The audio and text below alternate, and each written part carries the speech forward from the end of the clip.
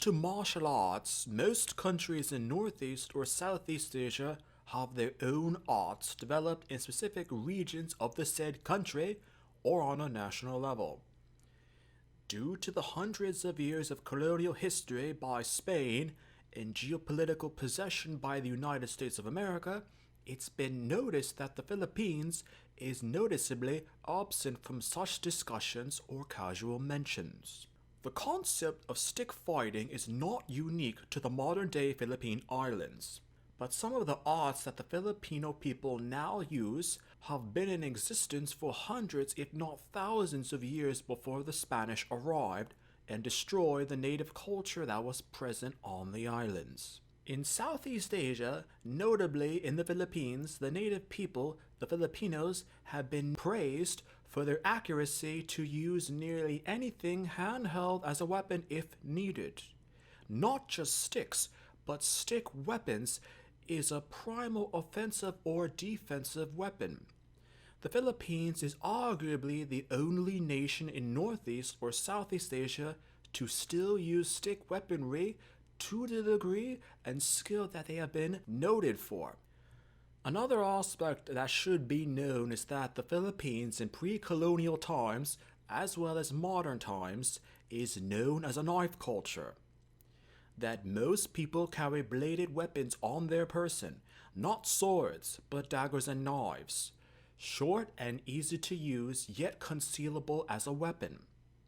Sticks as well, for it does not have to be a well-rounded, polished, and formal stick weapon. It could be a stick branch of a tree picked up off the ground or broken off a tree from a forest. Anything from anywhere. Perhaps most of all is the practicality of stick weapons in the Philippines. Unlike sword weaponry in China, Korea, or Japan, for example, you're no longer allowed to carry, hold, or use such weapons in public spaces. In the Philippines, due to the poverty within most regions of the country, stick weapons are still openly carried and used all over the country. Until the 1980s, it was still even possible to buy bladed weaponry openly in any Filipino bazaar or marketplace setting. It was that prevalent and common as it was within other parts of Asia until colonialism or modernization had such weaponry sales banned. With bladed weaponry now banned in Northeast Asia, the general population has lost the knowledge of such weaponry as those. In the Philippines, due to situations, there is a majority of the country that still knows stick weaponry, offensively and defensively, and as well for a variety of situations that they might find themselves in. The actual arts that were in the Philippines have been changed slightly due to the Spanish colonialism and American influence that later came to the region. The native arts that the Spanish first encountered when they arrived in the modern nation of the Philippines was not called Eskrima at the time. The Ibanags refer to such an art as Practicality, Ditya, later renamed Corbaron, with the Ilocos, Sipatan, or Kaliwangan, to the Bargasines, Siowali, to the Kapangkagangs, Kalis or Panadadata to the Tagalogs, Pagadamaran to the Ilongogs, Kaliratman to the Cebuanos.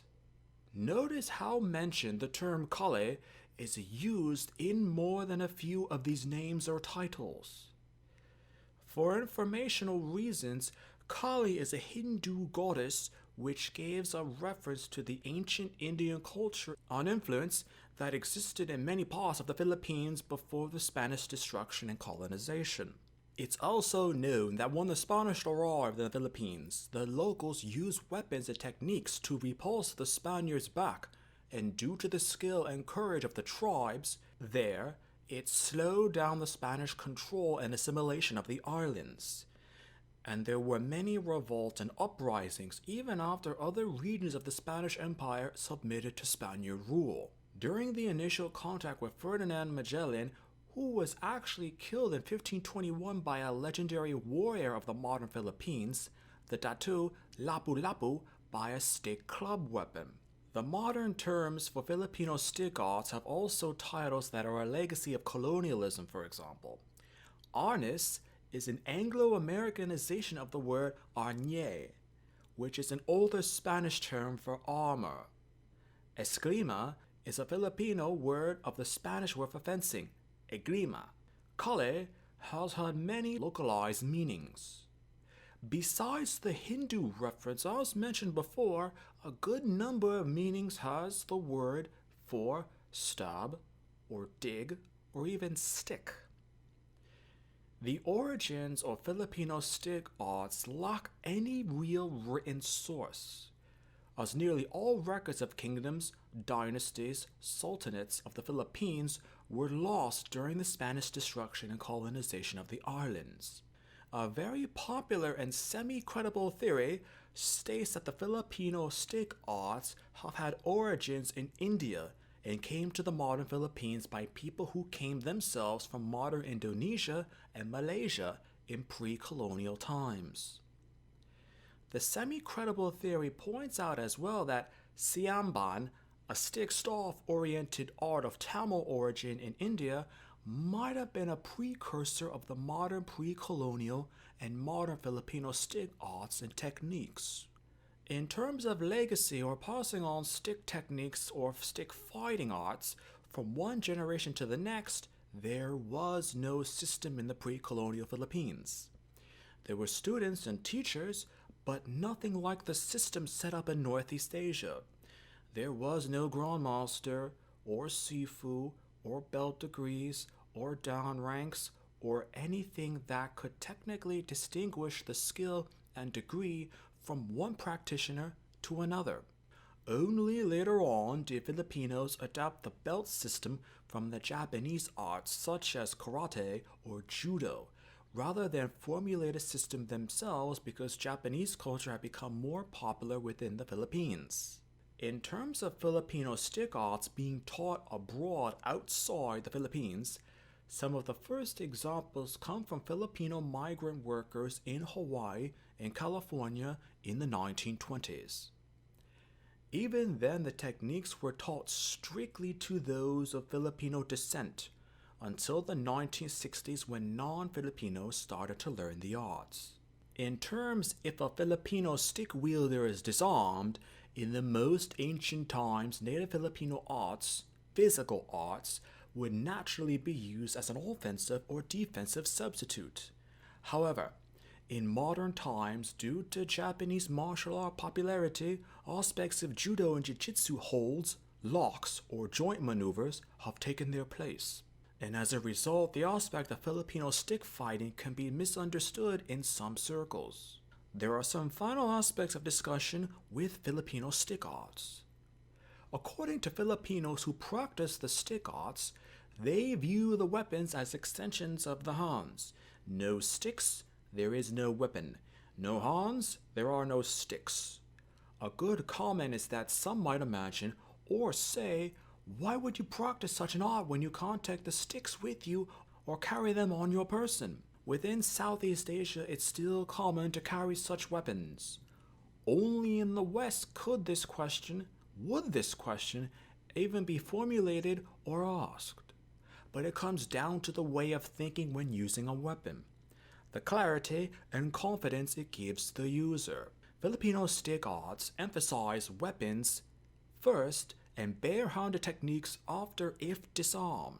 Many would call this a reverse, as in Northeast Asia, hand-to-hand combat is prioritized over weaponry. But that's because those cultures are bladed. In Southeast Asia, and in particular the Philippines, the native culture and pre-colonial history has it that the reverse is there. Weapons first, then hands. Not because of weakness, but because of etiquette, or technique, or even tactics. Filipino stick fighting is among the most adaptable and simplistic and easy to learn arts in the world. No, any person in the world, regardless of culture or ethnicity, can learn how to use a stick as a weapon. Filipino stick techniques or arts isn't better or worse than any other martial art. just that the culture greatly values and understands such weapons. Filipino stick fighting is practical and useful for everyone. No. Depending on the person and their preference or skill for weapons or combat, the arts can help or hurt them. It's been said that double stick fighting is actually beneficial for children because it strengthens the limbs and helps to develop hand-to-eye coordination. Also, they can learn to use weapons that could be dangerous in the hands of others. Hence, they become used to the concept of weapons within their hands. In terms for women, Filipino stick arts can be very beneficial in terms of protection because even the smallest female hands can hold a stick and strike effectively. A stick isn't biased against gender. A woman can hit just as hard as a man can if properly trained. In terms of the military, it can also be beneficial because of knife or dagger training. It can give you an extra sense and scope on how to use the knife or dagger on the battlefield or training or instruction. Filipino stick arts can help or correct problems with a person's offense or defense with their own skills and tactics. Debatable. Filipino stick instructors or teachers mostly emphasize angles for offense or defense, rather than using Filipino techniques to help a person with the gaps within their own existing skill of any said art. It all depends on the person's skill and their own outlook and opinion for arts in terms of eliminating weak points or blind spots. Filipino stick techniques offer more than just use with sticks. Yes, due to the situation in the Philippines and as mentioned before, Filipino people can use these techniques for more than just use with sticks. It can actually be applied to anything around you that you might need if you're in a situation where you need something but there are no sticks around, such as a cane, cellular phone, an umbrella, a metal pipe, a brick, or even a bottle of water. This is just an abbreviated, simplistic, and easy to understand origin and concept narration video of Filipino stick arts. What do you think of the concept and practice of Filipino martial arts with relation to sticks?